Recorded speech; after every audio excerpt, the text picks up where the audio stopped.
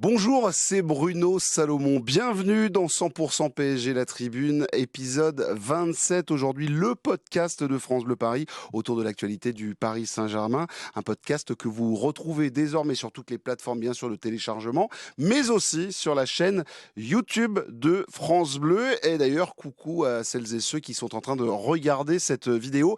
Et alors, il y a un gars dans l'équipe qui m'a dit, surtout, appel au like, dis-leur de mettre des pouces, tout ça. Donc n'hésitez pas, ce gars, c'est Romain Bédouc, et je le salue, on le saluera tout à l'heure, mais il m'a dit, vas-y, appelle à faire des likes et à faire aussi des commentaires. N'hésitez pas à réagir sur nos débats pendant que vous regardez cette émission sur YouTube. En tout cas, merci pour les premiers chiffres qui sont déjà très bons. Vous êtes déjà fidèles à ce programme sur la chaîne YouTube de France Bleu. En tout cas, aujourd'hui, dans ce podcast, il va être question d'une thématique. Oui, une thématique qui s'appelle le déclassement. Je suis allé faire un petit tour dans le dictionnaire. Oui, ça m'arrive d'ouvrir un dictionnaire. Et je suis allé regarder la définition du mot déclassement, qui est donc action de déclasser quelqu'un, quelque chose, de le faire sortir de sa catégorie, de son rang initial. Tiens, ça ressemble à quelqu'un. En 2 semaines, Kylian Mbappé a été mis sur le banc et hier, il a été remplacé avec un coach qui, derrière, t'annonce que c'est tout à fait normal, qu'il faut s'habituer à jouer sans lui et que chaque minute du PSG désormais, eh bien, ça se mérite. Ce discours, je vous avoue que je ne pensais jamais l'entendre dans la voix d'un entraîneur du PSG. Tous les techniciens qui sont passés au PSG, eh bien, ont un peu baissé la garde face au poids des stars. Là, on dirait que Enrique est soulagé de connaître la décision du Kicks, un peu comme nous, et que maintenant, il peut travailler comme il le sent, comme il le veut pour aujourd'hui et pour demain avec son Paris Saint-Germain. Désormais, est-ce que la méritocratie va s'inviter au Paris Saint-Germain? Est-ce que l'on peut vraiment y croire? Est-ce que vous, derrière votre poste volant ou vos écouteurs, vous dites non mais Enrique a tout à fait raison, ou plutôt Enrique est complètement fou? On va en parler dans cette émission. Je vous propose de vous installer car je vais vous présenter le sommaire et l'équipe. 100% PSG, la tribune.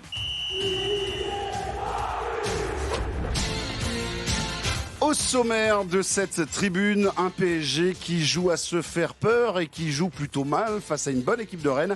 Match nul, 1-1 avec une égalisation à la 90+6. Pas mal de choses à dire, bien sûr, sur cette rencontre qui a moins de 10 jours de la rencontre face au Real Sociedad, bien évidemment, en Ligue des Champions. Est-ce qu'il y a des enseignements ou est-ce qu'il y a des petites choses qui peuvent alerter? On va bien évidemment en parler. Il y aura bien sûr le j'aime pas, mais pas que. On se posera quelques questions, puisque pendant ce match, je viens de le souligner, Kylian Mbappé a été sorti par Luis Enrique à la 65e minute de jeu. C'est la fin des privilèges, on dirait, et donc on va se poser la question, Mbappé est-il un joueur finalement comme les autres, et Luis Enrique a-t-il raison de déclasser son joueur star? On se posera ensuite la question de savoir si on va vraiment s'ennuyer comme ça jusqu'à la fin de saison avec ce Paris Saint-Germain, parce que franchement, c'était pas très très beau hier soir sous la pluie de voir jouer le Paris Saint-Germain. Puis, petite question provoque, est-ce que le PSG va gagner la Ligue des Champions? Oui, j'ai le droit de la poser. J'ai le droit de la poser, cette question, parce que j'ai regardé, moi aussi, les matchs de Ligue des Champions, les 8e de finale aller, et pardon, mais j'ai pas vu une équipe qui, comme ça, sortait du chapeau, et on sait jamais, avec un coup de bol et 2-3 tirages au sort sympas, Paris pourrait peut-être aller loin. On va poser la question aux débatteurs. Vous les avez déjà entendus sourire ou voire pouffer à ma question. Les amis, il est temps de présenter cette équipe tout de suite, maintenant. 100% PSG, la tribune. Qui compose l'équipe du jour? Abdellah Boulma, journaliste indépendant. Bien le bonjour, monsieur. Bonsoir, bonjour messieurs. Bonjour. Non, on enregistre ce podcast à 13h20. C'est pas bonsoir, c'est bonjour. Il est encore au parc. Il est encore au parc des Pas. Il s'était endormi. Il s'est endormi comme pas mal de monde. Et on vient de le récupérer. Là. Effectivement. On était allé le chercher. Monsieur Boulma, faut pas rester là. Ça. Vous l'entendez, Gary de Jesus de Perform Group. Salut, Gary. Bonjour. Bonjour. Bonjour, ça bonjour c'est à tous. bien tombé. Et puis alors, il est réveillé depuis le petit matin. Il a fait toutes les allées déjà du salon de l'agriculture. Il s'est baladé Oui, messieurs, dames, avec un maillot du Paris Saint-Germain dans les allées du Salon de l'Agriculture. Et à première vue, il a eu un très très gros succès, surtout au stand Bouches-du-Rhône. Romain Bédouc de France Bleu Paris. Salut mon Romain. Salut à tous. Est-ce que c'est une belle expérience C'était très sympa. de se balader avec Et puis en plus, j'ai vu 2 jours de suite des chèvres. Donc, Ah, c'était- c'est beau. Oh. Bim, ça c'est fait. Ah là là. D'habitude, c'est Marseille que l'on traite de Ouais. chèvre, effectivement. Non. Mais Mais il y a- c'était très marrant, c'était très sympa. En tout cas, le billet, bien sûr, de Romain, tous les matins sur l'antenne de France Bleu Paris, 8h34, en podcast, à retrouver. Bien évidemment, les garçons, vous l'avez compris, le menu est large. On rappelle que hier soir, le Paris Saint-Germain a pris une petite, d'abord, leçon tactique défensive, puisque très franchement Rennes a plutôt pas mal joué, en tout cas ça c'est mon avis, un but partout, ce match nul dans les derniers instants avec ce penalty qui est allé chercher de manière cavanesque Gonzalo Ramos dans les derniers instants, et il est allé en plus l'inscrire, un but partout à la 90+6. Paris possède 11 points d'avance sur son dauphin qui est Brest, et enfin Monaco se réveille et va peut-être sonner la charge pour aller nous chercher Brest, parce que je vous le rappelle, c'est là aussi mon avis. Si Brest pouvait ne pas finir dans les 2 premiers et donc prendre une place en Ligue des Champions, 3 premiers. ouais, dans les 3 premiers, encore pire. Voilà, donc il faut vraiment que ça aille à la 4e place. Super, on sera ravis pour eux et voir leur beau Sympa, parcours. France Bleu Armorique. Ouais, mais je les On embrasse. va pas Alors c'est on va France les Bleu embrasser. Brésisel, mais Armorique c'est Tu sais Rennes. que j'étais dans un hôtel juste en face. Ouais. Ouais, mais ouais, on va leur passer un petit coucou. C'est ça, sympa on leur pour passe eux. un coucou, effectivement, mais ça serait 4e, c'est mieux. Là, voilà. Même pour eux, je L'Europa League, ouais, l'Europa League, c'est très très bien pour les Bretons. Les amis, le j'aime pas, et on attaque avec toi, Gary. Ton j'aime pour commencer. Alors moi j'ai envie de parler d'un ancien entraîneur du Paris Saint-Germain qui nous a quittés la semaine dernière et qui a reçu un bel hommage du Parc des Princes et des supporters du PSG, du Cup. Donc il y avait une belle banderole avec un écrit en portugais, on ne t'oubliera pas. Et c'est vrai que on l'oublie, mais Arthur Jorge, c'est une figure emblématique du football portugais d'abord, avant Bien d'être sûr. entraîneur du Paris Saint-Germain. Il a été joueur à Porto, à Benfica, et c'est un joueur emblématique de l'Académica, Coimbra. Il a gagné 4 fois le championnat du Portugal, 2 fois meilleur buteur de Benfica, du championnat avec Benfica. Ensuite, il est parti entraîneur à Porto. C'est le premier entraîneur portugais à avoir remporté une C1. Donc on va dire qu'il a le palmarès du football français à lui seul, en ça club. va, ça c'est fait. Et donc on l'a connu au Paris Saint-Germain en remportant le championnat en 94, en dirigeant l'une des plus belles équipes du Paris Saint-Germain, je crois. Oui. Avec un effectif de fou furieux, avec des Ginola, des Weah, etc. Il a été très bon aussi en Ligue des Champions avec le Paris Saint-Germain. Et c'est une figure emblématique du football portugais et un personnage très attachant, malgré qu'il était un peu fermé. Mais on l'aimait beaucoup au Portugal, même si Mourinho l'a dit dernièrement, on oublie de mettre en valeur nos légendes portugaises, et c'est dommage de le faire une fois qu'il est parti. Effectivement, à 78 ans, jeudi, on a appris par un communiqué de la famille d'Arthur Jorge, de Monsieur Georges, la plus belle moustache du foot européen et du Paris Saint-Germain. Hommage sobre hier, une minute de silence empreinte d'émotion, et derrière, voilà, minute d'applaudissement qui s'est transformée en minute d'applaudissement, Romain. Oui, parce que Arthur Jorge, mine de rien, pour ceux qui fréquentent le Parc des Princes, ça commence un petit peu à dater, quoi. C'est ça aussi, on est moins imprégné que si ça avait été un entraîneur 30 ans. qui était encore récemment au PSG.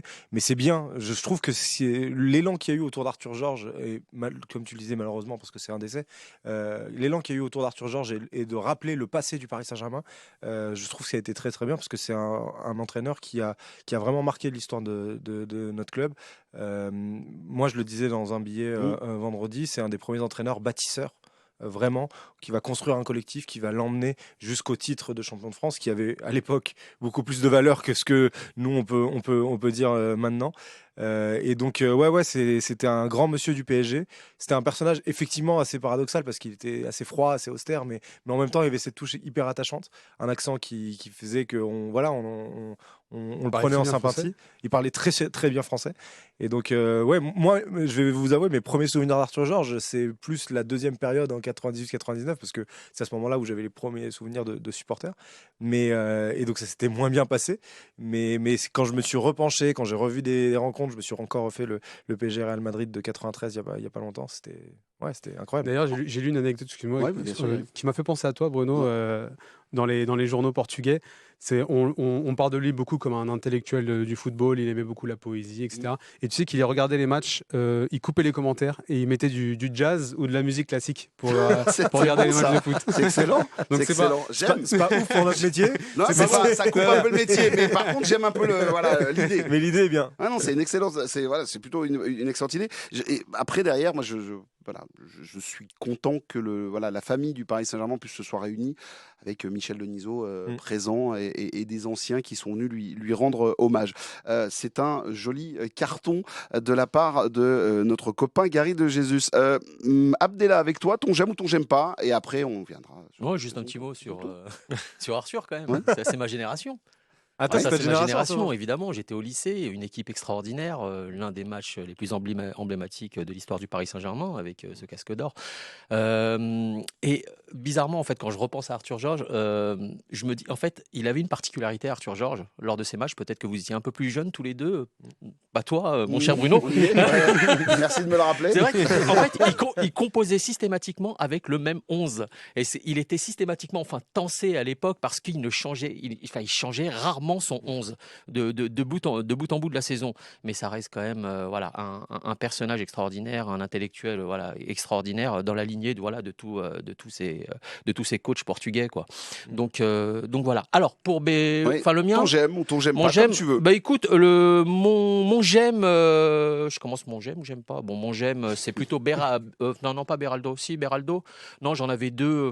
Beraldo, non, c'est plutôt l'indifférence totale du Parc des Princes vis-à-vis du cas Mbappé. Hormis quelques petits sifflets en début de match ou même au moment de sa sortie, c'est l'indifférence du parc. Là, voilà, Et ça, il t'aimes est ça là. Non, j'aime beaucoup ça. Non, j'aime beaucoup ça parce que ça témoigne définitivement en fait de cet épisode qui nous a usés.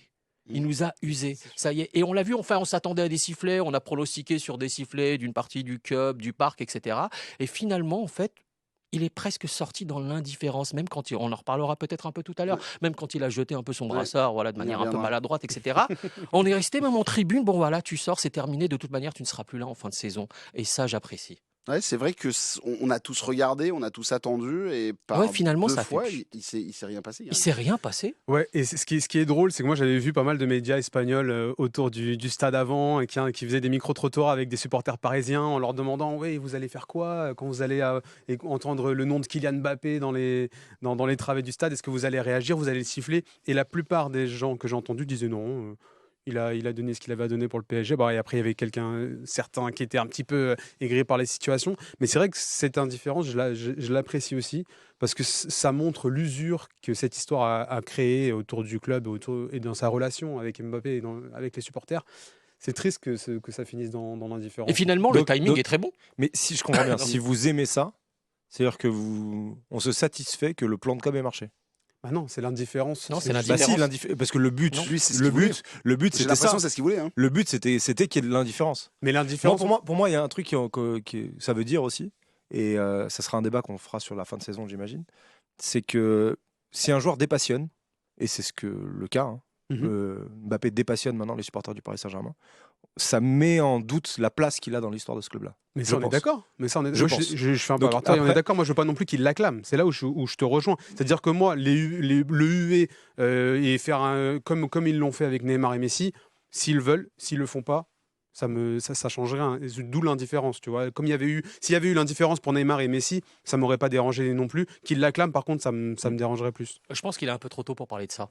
Oui, Pour mais parler. on aura le temps, Non, je veux dire, on parle a posteriori. C'est ton j'aime. En fait, non, mais on parle a posteriori en fait de la valeur d'un joueur, voilà, et de la marque qu'il a laissée au sein d'un club. Je pense que c'est un peu trop tôt. On est en plein dedans. Ah, on en reparlera peut-être dans quelques mois. Mais dans c'est un justement an. parce Là, qu'on est en plein dedans Mhm. que les réactions devraient être encore plus exacerbées. Si elles ne le sont pas, Romain, c'est si- l'usure. T'es pas usé, toi, Romain? moi je suis usé, mais je suis énervé. Je peux être usé, mais énervé. Moi, je suis même plus énervé. Et plus je suis usé, plus je suis énervé. Oui, mais on est soulagé. C'est de l'usure qui passe.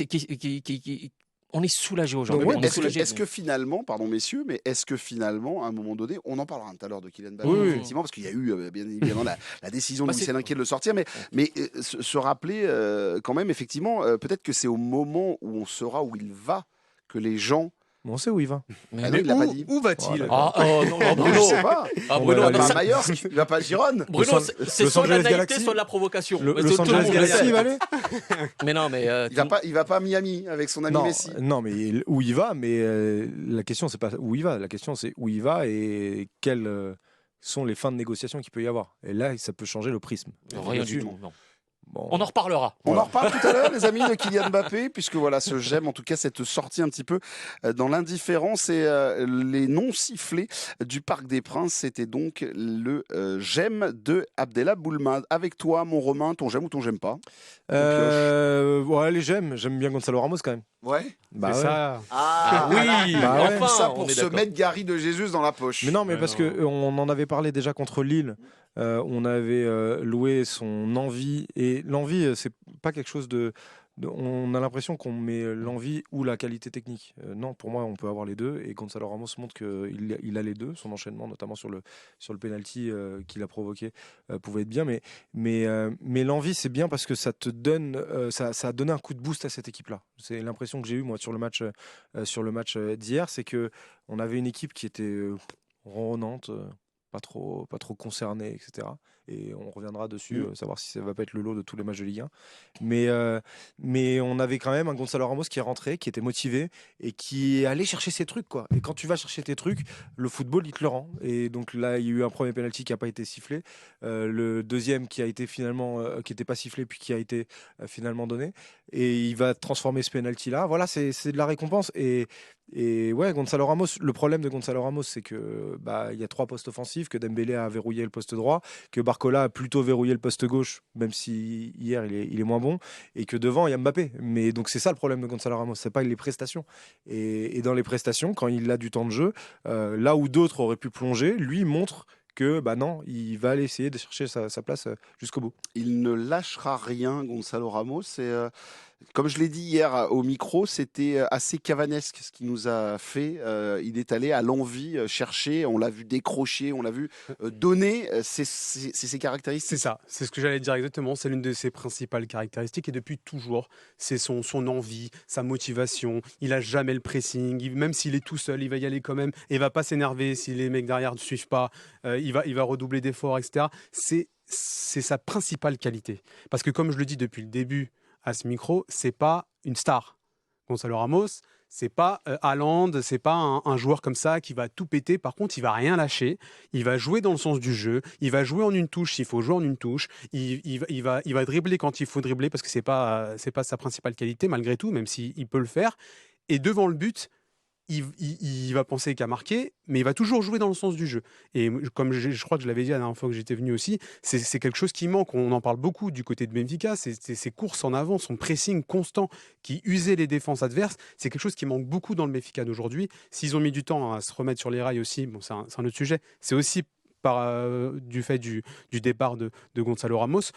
Et là, moi, je bois mon petit lait, hein, ça commence à sortir. On voit les gens commencent à l'apprécier parce que quand il sort, le peu de temps de jeu qu'il a, il donne tout. Et là, il est rentré à la 65e. Mais c'était rare depuis le début de la saison de le voir rentrer à la 65e. Moi, souvent, c'est les 10 dernières minutes. Souvent, je le vois pas jouer parce que je vais en zone mixte, un peu en avance, pour avoir une place. Tu vois, et je le voyais rarement jouer avec le maillot du Paris Saint-Germain parce que j'étais toujours en zone mixte et à attendre que l'un des joueurs passe. Et là, je l'ai vu jouer, ça m'a fait plaisir. Et je l'ai vu se battre comme ça et c'est l'une de ses principales caractéristiques. Je suis pas étonné et c'est un joueur que les supporters aiment. Et plus il va avoir de temps de jeu, et plus ils vont l'aimer. Ils apprécient de plus en plus, parce qu'il ne rechigne absolument pas à la tâche. Il a tout le temps le sourire. Il ne donne pas 25 interviews, parce que... C'est pas sa principale qualité. Non, il demande pas à être interviewé parce qu'il ne joue pas, parce qu'il boude ou n'importe quoi. Il grappille des minutes, mais à chaque fois, il exploite ces minutes-là de manière hyper positive. Et c'est l'une des raisons pour lesquelles, en fait, il commence à être de plus en plus apprécié par les supporters, tout simplement. Et on verra voilà, ce que va faire Luis Enrique Juste pour rappeler, Gary, ce petit épisode important qui a filtré dans la presse portugaise, il a été lourdement malade. C'est ça. Pendant les fêtes de Noël.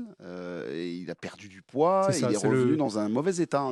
C'est ça, c'est le journal Record qui l'a sorti début janvier, qui a raconté c'est clairement des sources portugaises qui ont raconté ça aux journalistes avec qui j'ai pu m'entretenir et que j'ai pu discuter sur ce sujet-là. En gros, il était vraiment pas bien. Je ne sais pas si vous vous rappelez, il avait manqué des matchs pendant le mois de décembre à cause d'une grippe. Et ça s'est un peu aggravé pendant son séjour au Portugal en décembre, pendant les vacances de Noël. Et l'article de Record annonce justement que c'est Benfica qui l'a aidé, qui l'a pris en charge, etc. Et qu'il a même eu un court séjour à l'hôpital, selon le journal. Il aurait perdu 11 kilos, je crois, ou quelque chose comme ça. Donc c'était vraiment une très grosse grippe. Et oui, c'est vrai que ça l'a touché. Au PSG, on n'a pas communiqué là-dessus. Pas du tout, même. Je trouve ça très étrange. J'ai même posé la question à Luis Enrique qui m'a dit « Oui, il a perdu des kilos, mais je ne suis pas plus au courant de cette histoire. » Donc c'est un peu bizarre, parce que ça aurait pu expliquer son manque de jeu, son manque de temps de jeu, etc. Et si on en parle au Portugal, c'est aussi pour, je pense, expliquer ce manque de temps de jeu et donner des explications aux suiveurs portugais du Paris Saint-Germain. Mais c'est vrai qu'il y a eu cet épisode, et là, il va mieux. Donc, est-ce que c'est ce qui explique son manque de temps de jeu pendant cette période-là? Je ne sais pas. Luis Enrique n'est pas prompt à répondre à ce genre de questions. Abdellah, ton j'aime pas, puisque tu nous as donné ton j'aime. Mon j'aime pas du tout. Ah, Moi, j'aime pas du tout. Et j'aime pas, j'en peux plus. C'est Fabien Ruiz, bien évidemment. Dans ce. On a une conversation sur WhatsApp, je vous explique, je leur demande le j'aime pas, et là, il me met je déteste. Je fais, tiens, c'est une autre catégorie. À toi, vas-y, Abdellah. Non, je déteste pas, évidemment. Non, Il est absolument pas à la hauteur des prestations faméliques. 18 matchs, 1 but, 2 passes D. L'année dernière, c'était pas mieux. Sur toute l'année, il a 27 matchs. 3 buts, 2 passes D. C'est insuffisant dans ce milieu à 3. Lors du match face à... Hier soir, il est vraiment transparent. Il est totalement transparent, tant physiquement que tactiquement, avec ou sans ballon. Il n'apporte aucune valeur ajoutée. C'est pas méchant que de dire ça, c'est la réalité. Il témoigne un petit peu de tout ce qui se passe autour de ce milieu de terrain qu'on a tendance à critiquer, à pointer du doigt depuis des mois, voire des années maintenant. Il n'apporte pas grand-chose. On peut se poser la question de savoir pourquoi il a mis Ugarte sur le côté. Face à la Sociedad, il avait fait une première mi-temps cataclysmique. Heureusement qu'il y a eu un réajustement tactique de Luis Enrique qui l'avait foutu en sentinelle et qui l'a mis un peu plus haut sur le terrain. Mais il n'arrive pas à briser les lignes. Balle au pied, c'est catastrophique. Hormis quelques petits éclairs, oui, il a fait une passe D là récemment, qui avait cassé 2-3 lignes. Oui, effectivement, c'est super. Mais globalement, ses prestations sont cataclysmiques. C'est assez fou. Nous, on a un milieu de terrain, Romain, sur courant alternatif. Une fois, on peut être à peu près satisfait. Moi, à la base, je suis plutôt sympathisant de Fabien Ruiz, mais moi, j'étais prêt à ouvrir le fan club à une certaine époque. Ça va pas m'empêcher de dire que actuellement, ses performances, elles sont immondes, quoi. Donc il n'y a pas de question à se poser dessus. Ce qui est assez fou, c'est qu'il est titularisé. Warren Zaïre-Emery mis sur le banc. Bon, là, c'est la rotation. Ça, c'est la rotation. Après, Ugarte, il ne peut jouer que sentinelle et c'est plutôt Vitinha qui le prend. Donc la question Fabien Ruiz ou Ugarte, elle se pose plus trop maintenant. Mais oui, il est pas dedans. Je me demande si c'est pas un problème de confiance, parce qu'il est vraiment pas dedans, quoi. Mais sans ballon, c'est grave. Bah ouais, mais même avec ballon, il y a des contrôles que Fabien Ruiz, il a été élu meilleur joueur de l'Euro U21 en 2019. Donc c'est un Euro Espoir et dans cet Euro Espoir, il y a des bons joueurs dans la section espagnole et pas que. Donc c'est un joueur de foot, quoi. Normalement, il sait jouer au foot, il sait mettre de l'impact quand il faut, il sait frapper de loin quand il faut, il a normalement une belle qualité technique, sauf qu'on voit rien de tout ça, quoi. C'est ça, on en doute pas. Ces qualités techniques, on les a déjà vues. Mais donc pour moi, ça ne peut que être qu'un problème de confiance. Et c'est vrai que tu parlais de caractère aussi, parce qu'il se fait pas violence. T'as peut-être raison, mais tu parlais de la première période contre la Real Sociedad, ça se joue dans les 30 premières secondes. Dans les 30 premières secondes, il rate un contrôle, il fait une passe en touche, et après toute sa mi-temps, elle est foirée. Donc c'est de la confiance qu'il essaye de se remettre dedans. Est-ce que de la même manière qu'on le disait avec Colomboigny en début de saison, Luis Enrique qui forçait le mettre titulaire, est-ce que c'est vraiment lui rendre service? On peut se poser la question aussi pour Fabien Ruiz. Luis Enrique, comment? Tu me parles de confiance, il a 27 ans. Ouais, mais tu peux être en perte de confiance sur une période de données, tu vois. Ça reste un joueur expérimenté. Oui. Mais il en a vu d'autres. Et hier, il se fait, Mais- dès les premières minutes, il se fait bousculer même physiquement par les Rennais. En Après, milieu de terrain, il voit la pas le jour. constance, ça n'a jamais été une de ses forces, hein, Fabien Ruiz. C'est d'ailleurs pour ça que de meilleur joueur d'Euro Espoir, il devient un milieu de rotation au Paris Saint-Germain et au Napoli quand il y était. On vient de rhabiller pour l'hiver Fabien Ruiz, mais effectivement, Mais non, mais je vous enfin, rassure, c'est- hier soir sur moi ça me fait l'antenne- mal, j'aime bien Fabien Ruiz à la Moi base. aussi, je l'aime bien, mais là, hier soir aussi Mais sur j'aime notre bien antenne, Bruno on parce était- qu'il commence à changer d'avis, à changer son fusil d'épaule. Et ça, j'apprécie quand je regarde Mais mon je Romain change comme pas ça. d'avis. Regarde, tu sais, j'étais à côté de lui il y Je a, il y a change un pas mois. d'avis, je te dis toujours que j'aime il avait- j'aime tu toujours avais Fabien fait Ruiz. l'éloge de Fabien Ruiz. Et là, je te vois mais- soudainement, mais t'es en complète c'est pas parce déconfiture. que Mais j'ai là, je fait te vois, tu l'éloge- sais même. C'est pas parce tu que sais j'ai même fait plus où l'éloge de Fabien Ruiz que je peux pas dire qu'il est pas bon, et c'est pas parce qu'il est pas bon maintenant qu'il a pas été bon avant. Mais c'est pas épisodique, ça. C'est Ah depuis si, le si, début c'est de épisodique. saison. Si, c'est épisodique, c'est le propre même de Fabien Ruiz. C'est que justement, ça manque de constance. Il y a des je vous moments fais où il est des bon, signes. des moments où il est moins bon. Quand je vous fais des Pardon. signes et que je fais des trucs ciseaux, machin, et hop, là, comme si je la rattrapais, ça veut tectonique, dire, c'est qu'il voilà, faut s'arrêter. c'est ça, quand tu commences à- comme ça, t'arrêtes. Les... Gary, avec toi, ton j'aime pas. Alors, mon j'aime pas, ça va globalement rejoindre aussi celui de Fabien Ruiz. C'est quand moi, c'est la passivité de cette défense. Et quand je parle de la défense, c'est pas forcément la ligne défensive, c'est la défense en général. Et L'animation. l'animation défensive. Et c'est vrai que ce milieu de terrain et même plus haut, c'était d'une passivité. Il y avait un manque d'agressivité dans l'animation défensive du Paris Saint-Germain hier qui était assez effrayante. Donc, est-ce qu'ils prennent Rennes de haut? Est-ce qu'ils sont concentrés sur la Champions League? Est-ce que l'avance joue un rôle là-dessus? Mais sur le but de Guiri, qui est certes un beau but, mais la passivité défensive. Ah, Danilo, il a pas le droit. Non, mais justement, j'arrive. Ouais. La passivité, je vais te la faire ligne par ligne. La passivité défensive dans la relance du Rennais, je crois que c'est Bélancian, je sais plus, on voit Kanguinli sur Doué. Il marche autour de Doué. Fabien Ruiz aussi, il est en train de marcher au milieu de terrain. Doué qui a en 2 touches de balle, je crois, trouve Guiri. Et Vitinha, il est en retard. Et il est perdu sur cette prise de balle. Ensuite, Danilo, on n'en parle pas quand il est sur les talons comme ça, en train de reculer. Je l'aime beaucoup, je l'apprécie énormément, aussi. Danilo, que ce soit en tant que joueur, en tant qu'homme. Mais là, c'était très difficile pour lui. Un ballon dans le dos et c'était fini. Et il est extrêmement lent. Donc, c'est vrai que cette défense m'a effrayé. Après, pour le reste, normalement, c'est pas la défense qu'on verra du côté du Paris Saint-Germain. C'est ce qui me rassure un petit peu. Mais après, plus globalement, sur l'animation défensive, je trouve que le PSG a vraiment été faible hier soir. Effectivement, c'était très compliqué pour cette équipe du Paris Saint-Germain. Mon ami Romain, Oui. j'ai eu le droit à ton j'aime, ouais. donc Moi, peut-être j'aime un j'aime pas. Hein. Mon j'aime pas, c'est que j'avais foot hier. Donc j'ai fini mon match de foot et d'ailleurs je suis qualifié en demi-finale de la Coupe du Comité. Oh là là, vous avez joué qui? Super. Mais on a joué Gargenville et, Très bien. et je Vous sais avez pas fait un encore petit contre qui on barbecue attendait. Non. Non. Mais donc j'ai raté la première période du PSG. Ah. Et donc j'ai dû la voir en replay. Ça fallait pas. Pourquoi tu idée, m'as ça. pas appelé? Donc Pourquoi tu m'as pas envoyé un donc message?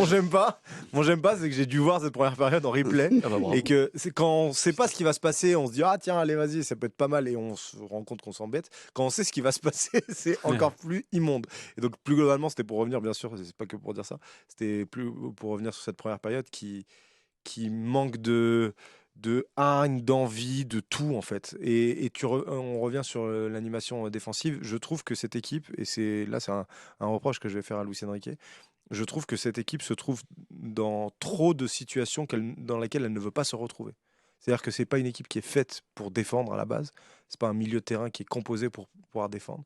Et il n'y a pas assez de maîtrise qui pousse en fait le Paris Saint-Germain à devoir défendre. Alors sur la Jusqu'au première but, ça allait. sur la première période, je trouve que c'est un petit braquage de la part de Rennes. Il n'y a pas énormément de situations. Rennes, Mais- c'est 3 tirs dans le match, un cadré. Hein.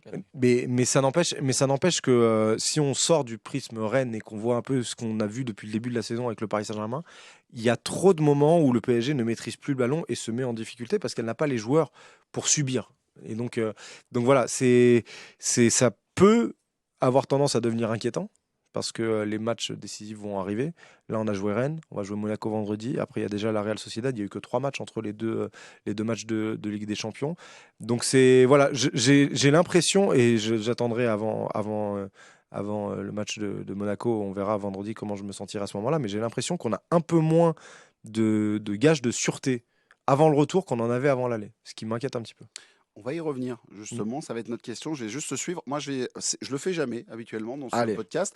Mais je vais juste te dire un j'aime. Et c'est pas pour faire plaisir à Gary de Jesus, mais quel plaisir de retrouver Nuno Mendes. Quel plaisir d'entendre le Parc des Princes rugir. Vous voulez que je revienne, hein, c'est ça? Voilà, c'est ça, c'est ça. Mais ça faisait plaisir et ça fait plaisir. Après, je vous parle pas de sa prestation qui, bon an, mal an, quand t'as Randall Kolo Muani perdu devant, bah, c'est pas facile à toucher. Voilà. Mais en tout cas, un vrai plaisir de retrouver Nuno Mendes. Je suppose que ça a été souligné dans les médias portugais, le retour du crack, parce que c'est un crack générationnel sur le papier. On a ça. Après, comme je vous l'ai dit aussi à plusieurs reprises, le Paris Saint-Germain, c'est pas un sujet qui passionne les foules. Mais Nuno Mendes, ça passionne. Au Portugal, ça a bien sûr fait l'objet d'un petit encadré dans tous les journaux, dans tous les quotidiens sportifs portugais, où on parle de l'hommage à Arthur Jorge, de Gonçalo Ramos qui sauve le Paris Saint-Germain, et bien sûr du retour de Nuno Mendes. C'est quand même fou que ça passionne pas au Portugal, alors qu'on a quand même un contingent de c'est un peu le joueurs Portugal Saint-Germain historiques. En fait, vous êtes mignon, mais il y a un contingent de joueurs historiques en première ligue. Il y a un contingent de joueurs historiques. Ils sont obligés de suivre un club en entier, Wolverhampton. Ça parle plus de Wolverhampton que du PSG. Non, mais à Manchester City, il y a pas mal de Portugais, donc ça passionne aussi. Bruno Fernandes à Manchester, ça passionne. Cristiano Ronaldo à Al Nasser, c'était la page principale du football étranger dans les journaux aujourd'hui. Donc ça passionne, mais c'est vrai que le retour de Nuno Mendes, c'est une bonne nouvelle pour 10 mois de galère. sélection. Ouais, c'est vrai. Il a rangé son frein parce que ça fait un moment qu'on dit dans son entourage que ça va, qu'il commence à être prêt. Mais c'est vrai que pour le coup, ça c'est un bon point entre guillemets. Je suis personne pour donner des bons points, mais c'est un bon point pour Luis Enrique qui a vraiment et le staff médical qui ont vraiment attendu qu'il soit vraiment à 100%, pas comme les saisons précédentes, pour le faire débuter. Et c'est vrai que Nuno Mendes, là, il est vraiment à 100%. Et on le voit dans ses courses, dans ses prises de position, etc. Donc je pense que c'est un bon signe pour le Portugal et pour le PSG. C'était le j'aime de la semaine dernière d'Abdella qui était à la table en face et qui nous parlait justement de même pas là aujourd'hui. Du secteur médical qui travaillait peut-être un peu mieux du côté du Paris Saint-Germain. Est-ce qu'on va s'ennuyer comme ça toute la saison? C'est la question que je vous pose puisque tu as un peu tendu la perche, Romain, parce que là, très franchement, hier, soit il n'y a pas d'activité mentale, soit on a vraiment pris Rennes pour des peintres et vraiment alors là ce serait honteux parce que c'est quand même une équipe qui était sur 7 victoires consécutives en championnat et qui venait de mettre une petite torgnole à Milan, même si c'était un Milan déjà qualifié, etc. Oui, mais quand même. C'est un club. Petite. Ouais, mais c'est un club français. C'est un club français. Ils ont fait ça. Voilà, ils les ont battus. Pour eux, c'est la plus belle victoire. Julien Stéphan a dit que c'était la plus belle victoire de toute l'histoire. Il a oublié qu'il avait tapé Arsenal et le Betis. C'est ça. Il l'avait un peu au travers de la gorge en conférence de presse. Oui, il a dit que c'était un pénalty de grand club. C'est gentil de le dire qu'il n'a pas tort.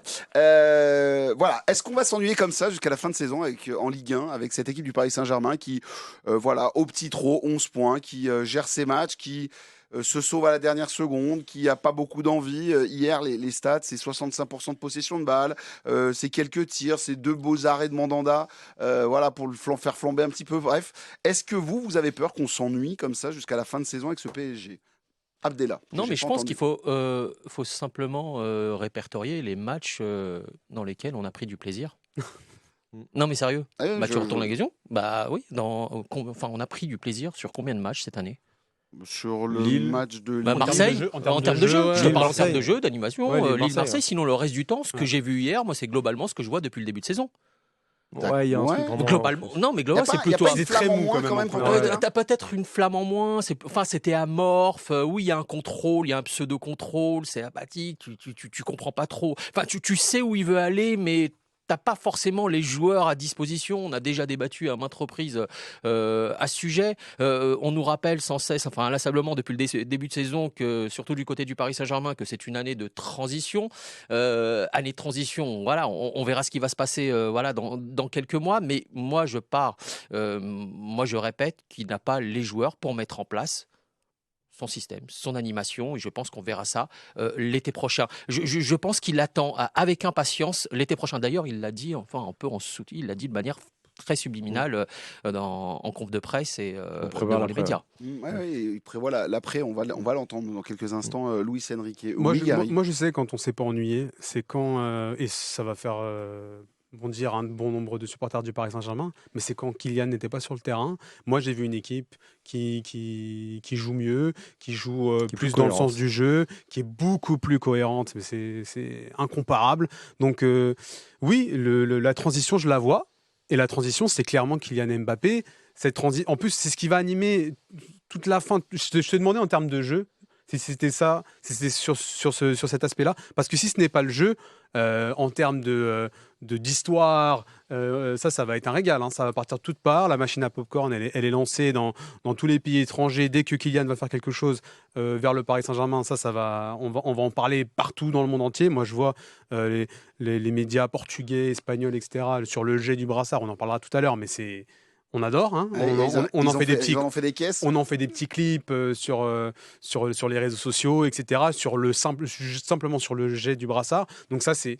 Mais par contre, dans le jeu, moi, quand j'ai pris du plaisir à regarder ce Paris Saint-Germain-là, c'est quand il y avait une équipe plus cohérente et qui jouait collectivement, qui pressait en même temps, qui était mieux managée, je trouve. Donc, Luis Enrique, je trouve qu'il a les éléments, contrairement à ce que tu dis. Je suis pas trop d'accord. Je trouve que l'effectif, il est pas si mal que ça quand ça joue ensemble. Le problème, c'est qu'hier, c'est pas un problème de joueurs, c'est un problème de caractère. On les voit, ils étaient pas dedans, simplement. Après, inconsciemment à cause de l'avance ou pas, mais ils étaient clairement pas dedans hier. Je pense pas que ce soit un problème de qualité individuelle. Dans les matchs où on s'est un petit peu régalé, je suis allé regarder un petit peu. Moi, j'avais la première mi-temps de Brest à Brest, qui était sacrément sexy et bien mené. Il y avait le 5-2 face à Monaco, mais là, c'était plus spectaculaire parce que c'était C'était un peu bizarre. Saloon, Il était bizarre ce match. voilà, les portes de Saloon Contre un peu Lens, ouvertes. c'était pas mal aussi. Contre Lens. Ouais, contre Lens aussi. Et après, derrière, on a le Dortmund à domicile Ouais. en Ligue des Champions. Et après, derrière, le match de Lille, où là, pour le coup, match aller et retour, d'ailleurs, où ça joue pas si mal que ça. Bref, pardon, je me faisais un peu, mais je rebondis et je suis complètement d'accord avec toi qu'on n'a pas énormément quand même pris de plaisir à avoir joué cette équipe. Maître Bédouk, tous les matins, vous décryptez l'actualité du Paris Saint-Germain. Et est-ce qu'elle va être longue cette fin de saison pour vous à décrypter? Vous savez, votre honneur, j'ai survécu à l'année dernière. Donc, j'ai survécu à la saison terminée le 8 mars l'année dernière, avec plus de Coupe de France, le championnat quasiment bouclé et plus de Ligue des Champions. Donc, on aura des trucs à dire. Mais je suis plutôt de l'avis de Gary pour dire que c'est plus. Je fais un distinguo entre l'ennui qu'on a pu avoir, et que je ne nie pas, hein, l'ennui qu'on a pu avoir sur certains matchs cette saison et ce qu'on a vu hier.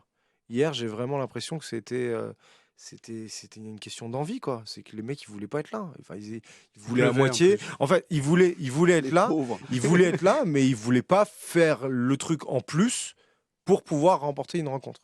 Et ça, tu peux quand même remporter des rencontres comme ça quand tu joues face à des équipes de Ligue 1 qui sont pas bien classées. Mais quand tu joues face à Rennes qui est en forme, bah non. Non, ça passe pas. Qui tactiquement te propose quelque chose. Oui. Alors oui, c'est un système assez oui, c'est pas révolutionnaire, joueurs, hein. Voilà, mais avec des joueurs de qualité quand même. Et donc je pense que oui, cette équipe ne s'est pas fait force hier. Et d'ailleurs, quand il y a un joueur qui est rentré, et je le disais dans mon j'aime, quand il y a un joueur qui est rentré qui a essayé de faire force, et bah ça a donné des situations. Il y en a un deuxième qui est rentré d'ailleurs, vous en avez pas parlé, qui a fait force aussi, c'était Asensio. Je trouve qu'il a essayé d'apporter des petits trucs. C'était mieux que Kangelli hier, il était. Oui, c'est ça. Ouais, c'est vrai que tout à l'heure. T'as joué à 10 pendant toute la première mi-temps, quoi. Absolument, tout à l'heure, on a 9 même avec Ruiz. Non, mais il a raison. 8 parce que Ruiz c'est -1. Ouais, parce que non, mais tout à l'heure, on a rhabillé, on a rhabillé Fabien Ruiz, mais on aurait pu le faire pour Kangelli. Vous pouvez pas le rhabiller, il était pas là. Oui, voilà. Et on aurait pu le faire pour pas mal de joueurs, hier. Il est là pour tenir ce milieu de terrain. Non, mais j'ai l'impression que vous oubliez que sur certaines, on a quand même vu certains matchs sur lesquels on s'est totalement ennuyé. Oui, mais on s'est ennuyé, mais vraiment de manière différente, je trouve. Je sais pas, je suis pas convaincu. Il y a des moments où on s'est ennuyé sur. T'as pas vu la première mi-temps hier? Je l'ai revu après. Non, mais tu l'as revu, mais t'aurais dû revoir cette première mi-temps. On va éviter quand même. Elle veut du mal en fait. Voilà. Regarde-la 3 fois. Voilà, regarde-la 3 fois et tu constateras une chose, c'est que globalement sur cette première mi-temps, la défense du PSG, contrairement à ce que tu disais Gary, je suis pas d'accord avec toi là-dessus, la défense du PSG, même le milieu était en total contrôle.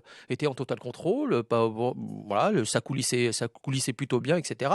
Mais effectivement, quand tu fais le constat sur la globalité du match, notamment en seconde période et surtout avec cette attaque, ce trident qui n'a pas été à la hauteur hier, Barcola, exceptionnellement qui n'était pas à la hauteur hier. Dembélé qui a fait ce qu'il pouvait, voilà, à percuter, voilà, qui n'était pas et Mbappé qui a été totalement absent, au même titre que Kang In Lee. Non, enfin moi c'est des choses que j'ai déjà vues là précédemment sous Luis Enrique. Mais je vois, enfin je vois la nuance que tu vas apporter là-dessus. Voilà, cette nuance-là, c'est peut-être l'envie sur Barcola, l'envie sur Hakimi, l'envie sur même Dembélé sur certains. Il tente, mais j'ai pas l'impression qu'il allait au bout. Et cette nuance-là, pour moi, elle se joue pas sur des considérations tactiques, sur une mise en place qui n'arrive pas à être concrétisée parce que les joueurs font sur le terrain. Je vois vraiment sur un défaut d'application. Et l'application, pour moi, c'est je pense que il peut appliquer, il peut faire ce qu'il veut jusqu'à la fin de saison. Je pense sincèrement qu'il n'a pas les joueurs intrinsèquement, bons pour pouvoir mettre en place.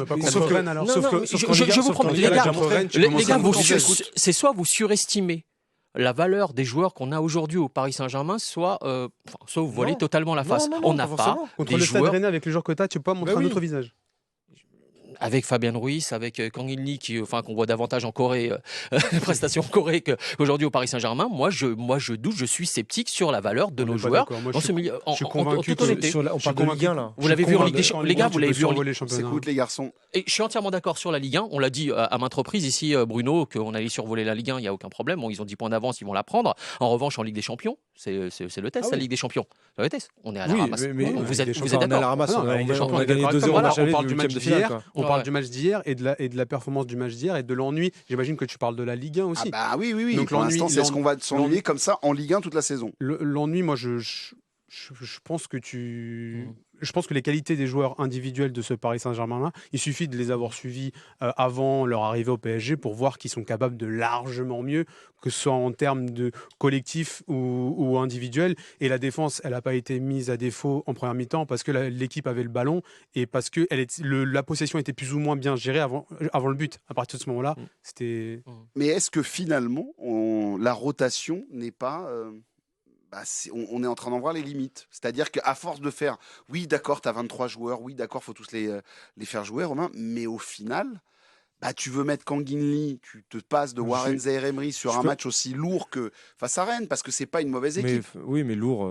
C'est pas très grave. En fait, voilà. Oui, en fait, c'est ça le truc. C'est ça le truc. C'est que moi, il y a d'autres coachs qui ont déjà pratiqué une gestion d'effectifs sans rotation. Et on avait ces mêmes problèmes d'envie, de motivation. Il y avait plus de blessés. Potentiellement, et il y avait plus de blessés, tu as raison, Gary. Donc non, je suis pas sûr que ce soit l'aspect rotation qui va changer grand-chose. Mais attends, on fait ce constat-là. Moi, c'est un constat qui m'attriste. Hein. Ça m'embête que le PSG ne veuille pas se forcer à gagner 3-4-0. J'aimerais que le PSG aille gagner 3-4-0 chaque match. Par contre, s'il en a les capacités. Ce qui est assez intéressant, c'est que Luis Enrique, Gary, et on va terminer là-dessus, mais Luis Enrique avait sonné une petite clochette samedi en conférence de presse en disant attention de ne pas commencer à s'endormir en championnat. Je pense qu'il a peut-être senti aussi une petite musique qui est en train de se répandre dans son vestiaire. Moi, malgré tout, je pense que c'est un bienfait, la rotation. Et les prestations comme hier, c'est un mal pour un bien. Parce que c'est, comme l'a dit Lucas Hernandez. Malgré tout, c'est pas si grave. Hein. C'est grave en termes d'image, parce que tu vois clairement qu'ils s'en foutent, quoi. Ils sont là, pardon. T'inquiète.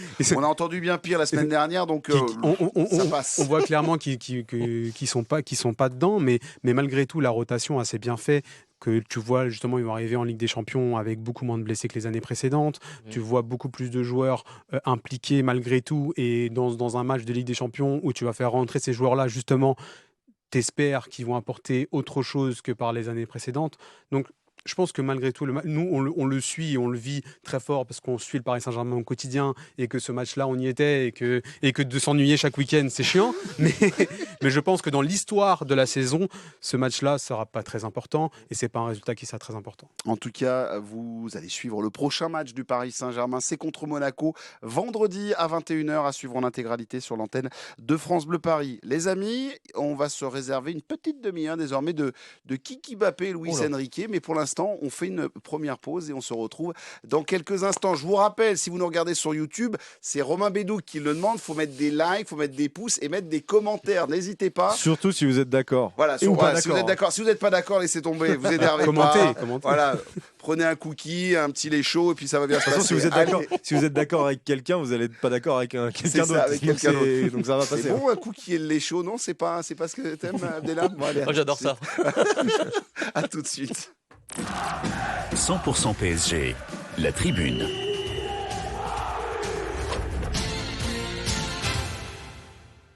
Paris sera toujours Paris. Cette semaine, France Bleu Paris vous offre Paris comme vous n'en avez jamais profité. Pour vous, c'est un week-end exceptionnel à gagner. Avec un hôtel 4 étoiles, un dîner gastronomique, une visite guidée du Louvre, une visite de la Tour Eiffel et une croisière magique sur la Seine. Vous allez enfin prendre le temps de savourer la plus belle ville du monde. Venez, ici, on vous gâte sur France Bleu Paris. 100% PSG, la tribune.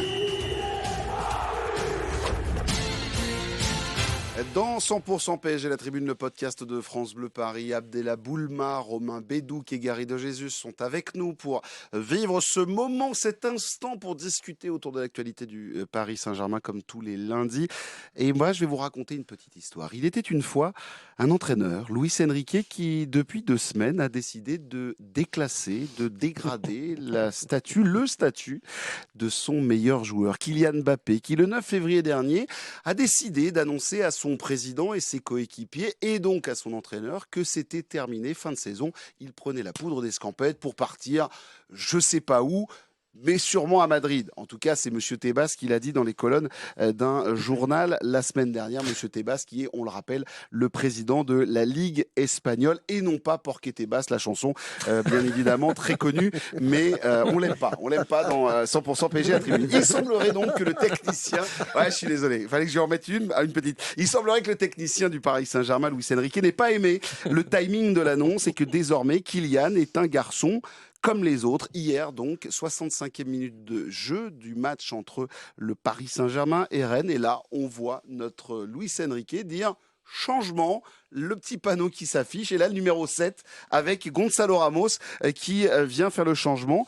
Et derrière, bien sûr, tout le monde en fait un petit peu des caisses. Même nous, on y va, on met les 2 pieds dedans à se dire qu'est-ce qui se passe, puisque quand même, depuis le 22 novembre 2022, je vous parle de 2022, Kylian Mbappé, quand il commençait un match, terminait le match. Sauf s'il était blessé. Voilà, sauf s'il était blessé. On ne prenne pas pour des imbéciles que c'est pas un événement. Quoi. Voilà, tout à fait. Donc, chaque fois qu'il commençait, à peu près, il terminait. C'est ça l'histoire. Mais ça, c'était avant le 9 février, c'est ce que je vous expliquais. Hier soir, fin de match, il s'est présenté, Luis Enrique. Alors, toutes ces conférences de presse, c'est pas tout le temps funky, mais là, quand il nous dit un truc comme ça, on tend l'oreille. C'est très simple, tôt ou tard, quand son départ arrivera, on doit s'habituer à jouer sans Kylian. Quand je voudrais le faire jouer, je le ferai. Quand ce ne sera pas le cas, même chose. C'est très facile. Vu les objectifs de la saison, mon intention, c'est de ne pas donner des minutes gratuites. Je veux que les joueurs pensent qu'être titulaire au PSG est un grand honneur, non seulement cette saison, mais aussi pour celle à venir. Je veux une compétitivité maximale. Messieurs, je me retourne à vous juste. Abdellah, Yes. quand ça sort comme ça de la bouche de l'entraîneur, qu'est-ce que... J'étais devant. Ouais, et donc, qu'est-ce que t'en penses et ton avis? Écoute, là, comme ça d'abord, et après on se posera la question. En toute honnêteté, tout le monde est étonné. Je suis absolument pas étonné. Par ce qui a été dit. D'ailleurs, j'étais en tribune presse et je tiens à saluer mon confrère Marc Méchénois, à qui j'avais raconté, à qui je disais 10 minutes avant, il va sortir Mbappé. Oui, il n'y a aucune... je ne pourrais pas le justifier. C'est invérifiable, ça. Invérifiable, on demandera à mon avis. J'irai quand même demander à Marc Méchénois. Attends, tu sais quoi? Vas-y, discute, je lui envoie un message. Il va écouter, je lui disais, il va sortir Mbappé. Non, je suis absolument pas surpris parce que... Je lui écris, vas-y. Voilà. Et je suis absolument pas surpris parce que c'était convenu. Dès le début de saison, de toute manière, il avait dit en interne, déclaré en interne que s'il n'avait pas réglé sa situation contractuelle avec le Paris Saint-Germain, c'est ce qu'il disait en coulisses, il le laisserait sur le banc toute la saison. Donc moi, je me pose la question, tout le monde a l'air surpris, tout le monde fait l'éloge de Luis Enrique, mais je m'interroge sur un truc, je vous pose la question, pourquoi il ne l'a pas fait avant? Non, mais pour quelle raison? Mbappé. Enfin, Mbappé a quand même fait des mauvais matchs ces derniers mois. Enfin, il en a fait certains. Pour quelle raison il ne l'a pas. Enfin, j'ai la réponse évidemment, mais je vous pose tout de même la question. Pour quelle raison la même que toi. Non, mais pour quelle raison il ne l'a pas mis sur le banc à ce moment-là? Du coup, en fait, tu vois, faut désacraliser un petit peu le truc autour de Luis Enrique, etc., qui enfin pose ses moi, j'ai une autre question. coronets sur la table, etc. Mais pour quelle raison il ne l'a pas fait avant? Parce qu'il avait des consignes de direction. Voilà. Ouais, mais ça remet en cause. Ça remet en cause l'idée du. Ça n'empêche que je te prends un exemple qui date de l'année dernière, par exemple. L'année dernière, Lionel Messi était en fin de contrat. Alors, excusez-moi. Donc, Oui. Marc Méchénois, Marc Méchénois, en direct, il l'a dit, mais plutôt 3 ou 4 minutes avant le changement. Voilà, c'est fait. Ça, Mais je te prends l'exemple. Donc, on reprend, pardon les amis. Pour revenir dessus, donc je te prends l'exemple de Lionel Messi. L'année dernière, on peut s'imaginer également en post-Coupe du Monde, le Paris Saint-Germain a fait jouer énormément Lionel Messi. Il n'a pas été sur le banc, il ne sortait pas des matchs. Jusqu'à ce qu'on annonce qu'il ne prolonge pas l'aventure. Il y a encore eu des matchs après. Et Lionel Messi a continué à jouer. Pochettino l'a sorti. Non, en Mondovision. Ouais, mais je te parle de 2 ans avant. Parce que là, on parle. Pochettino l'avait sorti en Mondovision. D'ailleurs, Messi avait fait là, il était déjà en contrat. Il était toujours sous contrat. Mais tu ne sors pas des joueurs comme ça. La preuve que Sauf que là, il le sort. La preuve que oui, il le sort. Mais là, je te parle des Neymar, Neymar, qu'à part des Messi, des Cristiano Ronaldo, etc., ont tous vécu des situations. Non, mais c'est des exemples que je donne au regard du passé récent, etc. Des stars à l'international avec une telle envergure, une telle emprise sur le club, tu ne les sers pas comme ça. Tourelle a eu la même déconvenue avec lui, avec Mbappé, avec Mbappé, etc. Voilà, c'est ce que je vous dis. Faut tout de même nuancer. Je termine là-dessus. Faut tout de même nuancer ce qui s'est passé hier. On fait l'éloge, on caresse Enrique dans le sens du poil, mais attention, toujours nuancer. Je comprends pas ce qu'il faut nuancer. Messieurs, est-ce que Luis Enrique a raison de déclasser, puisqu'il l'annonce? Il annonce que désormais son joueur star redevient une personnalité normale de son groupe. Moi, ce qui me gêne, c'est qu'il y a un changement entre le début de saison et l'après-annonce. C'est ça qui m'agace le plus, parce que il essayait de nous faire croire que Kylian était un joueur comme les autres, qui jouait en neuf parce qu'il était libre, etc. Voilà. Et au final, c'était pas vrai. Et c'est plus ça et on le savait tous. Et c'est plus ça qui est agaçant. Après, j'ai pas l'impression qu'il y ait une hola pour Luis Enrique parce qu'il a sorti. Il a sorti Kylian hier. Un petit peu. Mais moi, en tout cas de mon côté, je trouve ça normal, et ce qui est dommage, c'est que ça n'ait pas été fait avant. C'est ça qui m'agace le plus. Et le terme de déclassement, en fait, le fait qu'on soit dans ce contexte-là, c'est ça le problème.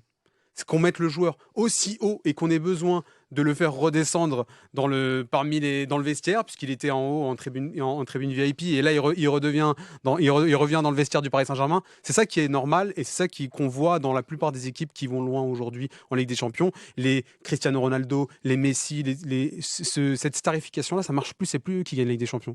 C'est des équipes les plus collectives qui gagnent maintenant. Et le fait que lui, il avait ce statut-là, et en plus le pire, c'est qu'il va arriver au Real Madrid et il n'aura pas ce statut-là. Et il va être un joueur d'équipe formidable. C'est ça qui Vinicius, il va falloir le sortir. Du côté gauche du Real, il va falloir le sortir. Si tu peux terminer. J'avais bon, terminé. Très bien. Non, mais parce qu'en fait, on va être très clair. Il y a eu le match de Nantes, Abdellah. Absolument. D'abord, Nantes, t'es remplaçant. On a tous été surpris, Bruno. Voilà, on est d'accord. Voilà. Et donc maintenant, tu as cette deuxième décision. Les messages sont plutôt clairs quand même de la part de Luis Enrique. Moi, je vais vous dire ce que j'en pense, définitivement. Moi, je pense que derrière tout, c'est un choix sportif, évidemment, mais derrière, c'est un petit. C'est comment dire, c'est un peu. On va pas parler de vengeance, mais c'est un petit tacle pour vis-à-vis aussi du joueur, peut-être aussi un peu de la direction, parce que dès le départ, Luis Enrique n'a pas supporté toute cette histoire. Ça l'a usé aussi. En premier, dès le départ, avant la tournée au Japon, il voulait absolument régler cette histoire Mbappé dès le départ. Et on a vu qu'il a traîné ça comme un boulet. Jusqu'à hier. Et là, depuis 2 matchs, c'est une manière de répondre aussi. C'est un choix sportif, certes, mais c'est aussi, encore une fois, un caillou envoyé, à mon sens. À mon sens. Mais Abdellah, juste quelques instants. Abdellah, on nous laisse entendre, il y a une petite musique qui nous revient de Poissy, du club, de la factory, ce serait aussi le fait que Luis Enrique n'ait pas apprécié qu'on vienne lui poser, alors le lendemain d'un match de Ligue des Champions, d'une victoire en Ligue des Champions, ce dossier-là et le côté ton meilleur joueur annonce qu'il va se barrer alors que la Ligue des Champions n'est pas terminée et que tout n'est pas terminé. Est-ce que tu as les mêmes Absolument, échos? mais en fait, avant ça, Bruno, effectivement, tu as raison, mais avant ça, au moment, encore une fois, je reviens là-dessus, on va croire que j'insiste là-dessus, c'est au moment où Mbappé revient de vacances, il rencontre Luis Enrique. Luis Enrique lui dit, droit dans les yeux, tu es un champion, tu es un grand champion, mais je ne vais pas pouvoir te faire jouer. Donc, directive. Voilà, ça vient ça vient directement de la direction de Nasser Al-Khelaifi, etc. Il lui avait expliqué dès le départ qu'il ne pouvait pas le faire jouer. Voilà, mais il l'a respecté en lui disant bon voilà, mais tu iras dans le loft, etc. jusqu'à ce que tu règles cette situation. Ils ont coupé la poire en deux, les fameuses primes, etc. Mais depuis, en fait, ils traînent ça. Voilà, ils traînent ça comme un. Ça le saoule en fait. Mais on le voit. Mais ça le saoule depuis le départ, Romain. Cette histoire, ça le saoule, ça s'est vu. Ça le saoulerait moins aussi, parce qu'il y a un truc dont on parle pas et j'aimerais qu'on parle un peu de sport de temps en temps. Si Mbappé, il réglait tout le monde sur le terrain, et que dans le jeu il était incroyable à la hauteur des statistiques, la question se poserait même pas. Mais c'est-à-dire que là, le plus fou, c'est-à-dire qu'on se dit il est mauvais, il est sorti. Là on est en train de dire mais alors, pourquoi quand il est mauvais il sort? Parce qu'il est mauvais. Non mais c'est pour ça que j'ai parlé de choix sportif tout à l'heure. J'ai dit que c'était les deux. Mais t'as raison. J'entends les conversations entre Luis Enrique et Mbappé et t'as certainement raison là-dessus, pardon.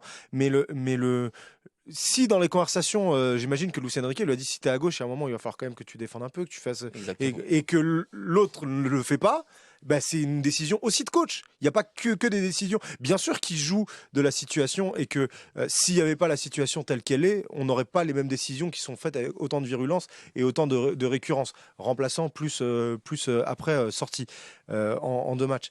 Mais si le mec il était bon sur le terrain, la question ne se poserait même pas.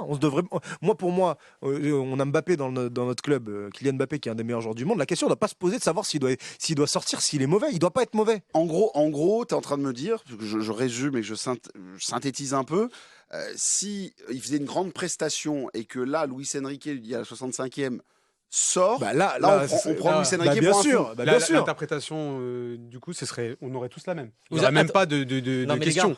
Mais les là, comme lunettes, il est mauvais, on peut se dire qu'il est sorti simplement parce qu'il était mauvais. Les gars, il y a un passage, en fait, il a parlé à nos confrères de Prime hier, la déclat Luis Enrique, pas dans sa totalité, je cite, de point ouvrir les guillemets, c'est important pour notre équipe d'apprendre à débloquer les situations de jeu de manière collective, en parlant d'Mbappé. Non, franchement. T'énerve pas. Non, mais franchement. Regardez sur YouTube, il y a la main du chef. Non, mais je l'ai noté. En plus, vous avez pas vu l'enlevage de lunettes à dans les experts Miami. Non, mais ça me fascine en fait qu'on puisse débattre pendant.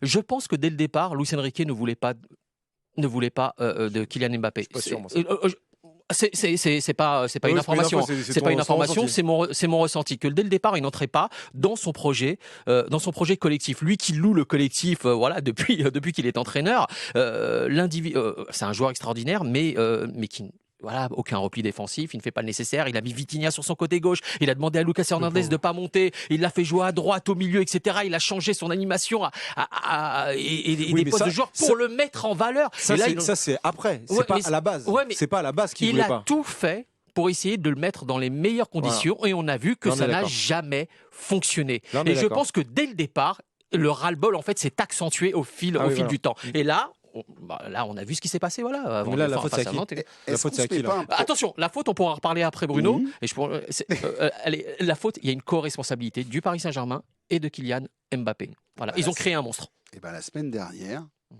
on disait déjà qu'il y avait une co-responsabilité. Oui, absolument, je suis d'accord. Mais c'est juste, je pense pas que Luis Enrique partait du postulat de base de dire je ne veux pas jouer avec Mbappé.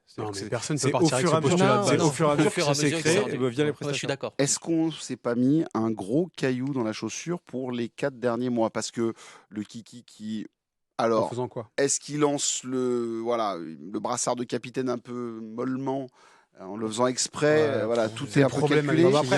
Mais est-ce qu'on se pose pas un problème dans le vestiaire, gars? C'est le problème avec Kylian depuis le début, et c'est le péché originel de de ne l'avoir pas laissé partir au moment où il aurait dû partir.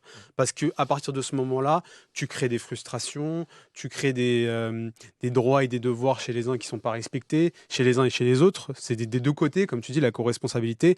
Et le problème, c'est que maintenant, tout va être analysé, suranalysé, et tous les décisions de Luis Enrique en rapport avec Kylian Mbappé vont être suranalysées. Et c'est normal. C'est eux qui ont créé ça. C'est eux qui ont créé ce monstre-là. Moi, je dirais que le problème maintenant, c'est d'avoir créé ce contexte. Mais par exemple, sur le geste de Kylian, d'avoir jeté son brassard, c'est le début d'une explosion. Moi, je le vois c'est un petit truc de rien du tout. Mais le fait de l'avoir jeté, moi, j'étais dans les tribunes, je voyais pas bien les traits du visage de Mbappé à ce moment-là.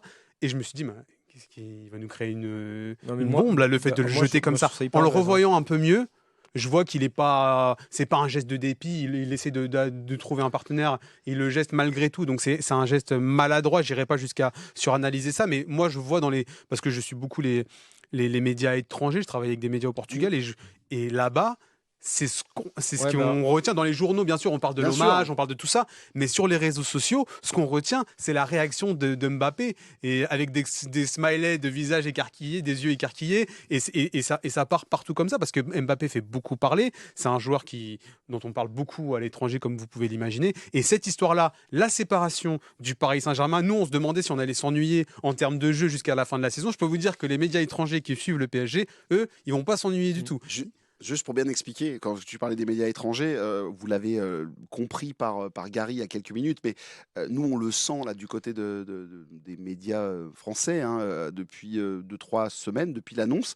Les médias espagnols sont là, Chiringuito casser les bonbons, et je les embrasse avec leurs questions à vouloir absolument. Non mais attends, sérieusement, attends, hier c'était n'importe quoi. Tu fais un truc avec Lucas Hernandez, t'es en train de parler, le mec te met le micro 3 fois sous le nez. Là, mais c'est pas possible. Même quoi. avec les Rennais. C'est-à-dire que tout sur Mbappé peut être pris et remodelé, etc. Même les journalistes qui couvrent le stade de Rennes, ils ne comprenaient pas. Ils voyaient des micros espagnols. Voilà, donc c'est en train de monter en température et je pense qu'on va avoir des grands moments. Il y a deux choses. Sur le fait que tu poses la question de savoir si c'est pas le revers de la médaille d'avoir eu cette annonce-là. On a dit depuis le 1er janvier 2024 que quelle que soit la solution qui allait être choisie par le clan Mbappé et le Paris Saint-Germain pour savoir s'il fallait en parler, pas en parler, etc., ça serait une moins mauvaise solution. Il n'y avait pas de bonne solution. C'est-à-dire que si on n'avait pas les débats qu'on a actuellement, on aurait les débats de mais Mbappé, est-ce que son attitude là, c'est toujours l'attitude de quelqu'un qui veut rester? Le près de la fin de la saison. Là, tu dis quand il est venu en zone mixte de lui-même et qui dit, moi, dès que je saurai, je vous le dis. Mais il aurait dû dire. À la fin de la saison, je vous le dis, parce que à partir de ce moment-là, tu vas pas pouvoir dire le club. On aurait cherché les détails. C'est toujours compliqué. Romain et après Abdellah. On aurait cherché, si ça avait été ça, on aurait cherché le moindre détail dans le moindre truc, le regard de Mbappé, savoir si ça voulait dire que c'est pas le cas là. Mais donc de toute manière, c'est pour ça que de toute manière, tu te fais avoir. Mais si tu dis le coup près à la fin de la situation qui fait ça. T'attends le coup près à la fin de la saison, entre l'Euro et la fin de la saison. Là, le fait de l'annoncer, ça aurait été pareil. Et alors moi, ce que je vais. Non mais attends. Et alors moi, ce que je vais dire, c'est la spécialité du PSG en plus. C'est ça. Et alors moi, ce que je vais te dire, un des avantages, et vous allez peut-être me prendre pour un fou, mais un des avantages de ce qui a été dit là, et qu'on soit fixé, c'est que le truc du brassard là, c'est plus mon problème. Il est pas content. Il joue pas. La Ligue 1 de toute façon elle est gagnée. La Ligue des Champions, on verra ce que ça donnera. T'es indifférent ou énervé? Les deux. Non, c'est que je suis complètement indifférent des prochaines polémiques autour de Kylian Mbappé. Alors ça, là-dessus, ça me passe. Et d'ailleurs, j'ai des journalistes madrilènes qui m'envoient des messages en nous demandant nous aussi savoir comment on voyait les choses et pareil. Donc moi, je leur pose des questions, savoir les négociations qu'il peut y avoir encore. Et puis ça termine souvent en une phrase que je leur envoie. Je fais, mais c'est plus mon problème maintenant, c'est le vôtre. Donc finalement c'est de l'indifférence, parce que tout à l'heure tu disais que tu étais énervé. C'est de l'indifférence concernant les polémiques nouvelles qu'on a sur Mbappé. Oui, parce que ça concerne plus le PSG. Alors donc qui va profiter finalement malheureusement ça concerne le PSG encore. Là non, ça concerne plus savoir s'il est content d'être capitaine ou vice-capitaine. Le problème c'est que ces polémiques là qui sont autour du PSG. Non, c'est autour de Mbappé. C'est autour de Mbappé, c'est plus autour du PSG. C'est autour du PSG. Je veux dire, si tu vas dans une chronique écrit PSG, Mbappé jette son brassard. C'est pas Real Madrid. Non. Et c'est toujours autour du Paris Saint-Germain. Non, le brassard, tu vois, ça n'a pas fait. Ça n'a ici, pas eu le en France, retentissement ça n'a que. pas eu le En fait, ça retentissement. n'a pas le retentissement que ça aurait eu si on avait une période de négociation avec le PSG, tu vois. Non, ce qui a été retentissant Là, finalement, c'est la sortie. Et c'est pas le brassard. Parce que Ouais. le brassard, ça passe un peu plus. Le brassard, on s'en Oui, fout. oui, oui. S'il boude, il boude. De toute D'ailleurs, façon, il sera parti. D'ailleurs, je le dis juste à Luis Enrique, normalement, dans la hiérarchie des brassards, moi, si j'avais bien compris, il y avait Marquinhos, Marquinhos. Danilo, Kimpembe, Kimpembe La et concierge. Mbappé. Et puis au 77e, il y avait Mbappé. Mais après, le problème, c'est qu'il Mais ça, voulait c'est pareil, absolument le T'as brassard. mauvais fond. Et rappelons qu'il y a eu Mais 2 t'as votes mauvais fond. pour le brassard. Enfin Oui, bref, c'est ça. bon, ça c'est une autre On a- histoire. On adore qu'il ait Mbappé ici. Mais non, mais, non, mais Mais c'est- j'adore le joueur qu'il a Mbappé. Vraiment. Vraiment, j'adore. Mais je Ah l'ai mais on dit, n'a pas dit. il est- on il est- dit- il est- on il n'a est- pas dit- j'ai pas dit le voilà, contraire. on Mais n'a non, pas parce dit le que contraire. ça donne Ouais. l'impression qu'on l'aime pas. C'est ou pour qu'on- ça que non, mais je- du je tout, le Non, précise quand j'adore même. le joueur Kylian Mbappé. Mais non, mais c'est là on juste parle que d'une attitude, d'un tout le cirque qu'il y a autour, comportement. j'en ai eu marre, quoi. Bah là, je vous Oui, c'est avoue, ce qu'on dit. on s'est même fait la réflexion avec Romain parce qu'on prépare l'émission ensemble et voilà, on prépare aussi pour les vidéos. N'hésitez pas à mettre des likes, tout ça. Bon, bref. Et donc, on est en train de se dire, ça fait 3 émissions vidéo, 4 émissions 3 sur vidéo, 3 sur 4, on est déjà sur du Mbappé. On Ouais. est sur 3 trucs. Alors voilà. Mais alors donc, je voudrais vous poser la question. On continue. Donc, Luis Enrique a-t-il raison de déclasser, etc. Ça, on se les posait. Mbappé, donc, est-il désormais un joueur comme les autres? Oui. Bac philo 4 heures. Bah oui, Bah, c'est ça. c'est un joueur du Paris Saint-Germain. Moi, je Là, pourrais- c'est moi, si je terminé. peux- Là, il vient de lui enlever les 2 galons Par des rapport à épaules. qui, Ah, Par rapport à qui Bah, par rapport à D'où on Luis se place. Enrique. C'est un des meilleurs joueurs du Paris Saint-Germain. Voilà. Il a le statut d'un des meilleurs joueurs du Mais Paris Saint-Germain. tu parles dans la globalité ou tu parles enfin par rapport enfin Non, la là, question. de ce qui vient de se passer, C'est devenu changement, prise de parole de l'entraîneur. Et désormais, est-ce que. C'était un joueur extraordinaire au-dessus de la mêlée. Au-dessus de la mêlée, c'est devenu, enfin là, commun des mortels. Ça y est, il fait. Non, mais- on l'aligne. Non, mais on l'aligne.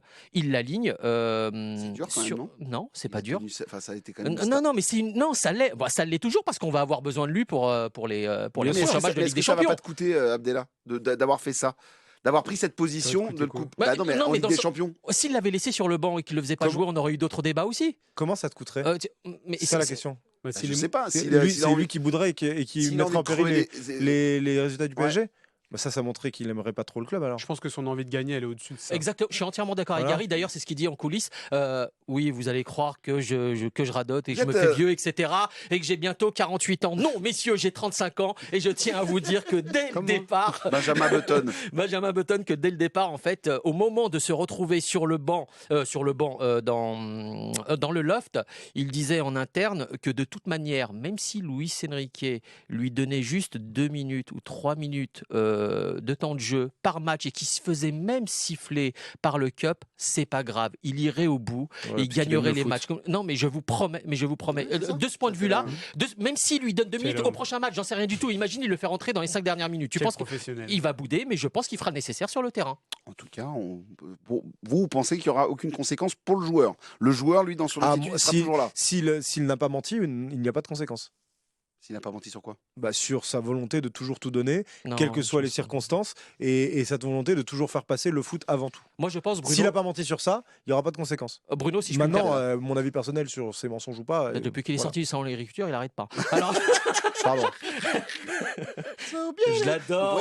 Vous pouvez Je préparer le jingle, je c'est qui l'adore. chante ça là pour c'est qui dans L'amour est dans le pré là, la chanson tout le temps. Ah, là. c'est James James Blunt. Blunt. James Blunt. Si on peut me préparer ça s'il vous plaît Moi, pour dire au revoir tout à l'heure. non, mais, C'est pour Romain Abdallah. non, mais j'adore Romain. On est s'adore. on est- C'est pour on ça est- qu'on s'embrouille autant, c'est parce qu'on s'adore. Absolument, on est taquin. Non, mais ce que je voulais dire, c'est qu'il y a une chose dont on n'a pas parlé par rapport à ce sujet-là, c'est les autres joueurs. C'est les autres joueurs, c'est ses partenaires sur Bah le oui, terrain. justement, c'est les C'est pas- conséquences que mais ça je a. pense que tu me parles de conséquences. Je pense que oui, finalement, le grand public, les observateurs, les journalistes, etc. Oui, dans 4 mois, c'est terminé. En revanche, pour les joueurs au sein du vestiaire, c'est un soulagement total. Et j'avais émis une théorie hier avec quelques confrères en première mi-temps. Je me suis dit peut-être qu'on n'a pas vu le même match. J'ai constaté hier que d'ordinaire, en fait, tu as la plupart des joueurs qui sont focalisés sur lui, qui sont focus sur Mbappé, sur le terrain. Et hier, j'ai senti un peu moins de ça. Il s'est d'ailleurs beaucoup agacé contre Barcola, etc., qui prenait des décisions individuelles, ou même d'autres. Vitinha, que vous aimez ici, est totalement, enfin, mais il vampirise totalement Vitinha. Je vois qu'il le recherche systématiquement. Et hier, j'ai senti comme un soulagement chez ses partenaires et même une presque libération, voilà, chez certains qui commencent à entreprendre des actions individuelles sur le terrain. Voilà, c'est le constat que j'ai fait. C'est le constat que j'ai fait hier. On verra. aux autres ce qu'il fait.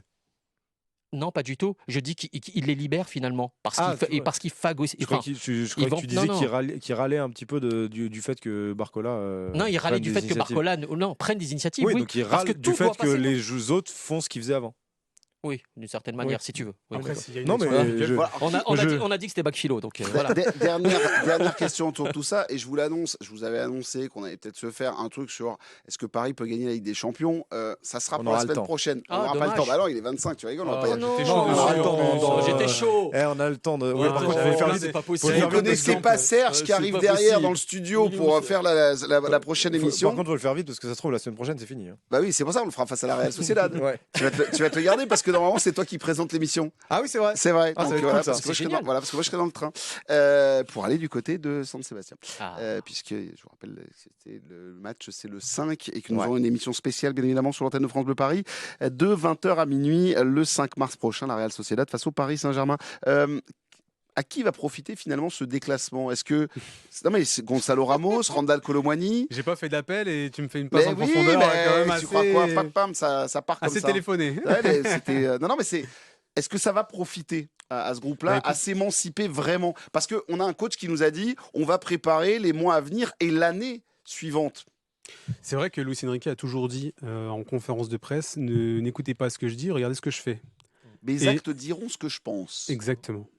C'est plus joliment dit. Je t'en prie. Et c'est vrai que de faire rentrer Gonzalo Ramos à la place de Kylian Mbappé aussitôt dans le match, ce qui était quasiment jamais arrivé, voire jamais arrivé depuis le début de la saison, ça montre clairement que même Kylian Mbappé, s'il n'est pas bon, il y a ce coup près qui peut tomber de faire rentrer un joueur à sa place, Gonzalo Ramos en neuf ou un autre sur le côté, et de faire tourner. Donc je pense que les autres vont, comme il l'a dit tout à l'heure aussi, ça leur donne un élément de plus dans de leur côté pour se dire si Kylian il n'est pas bon, je peux rentrer, je peux faire la différence, et pas la 85e.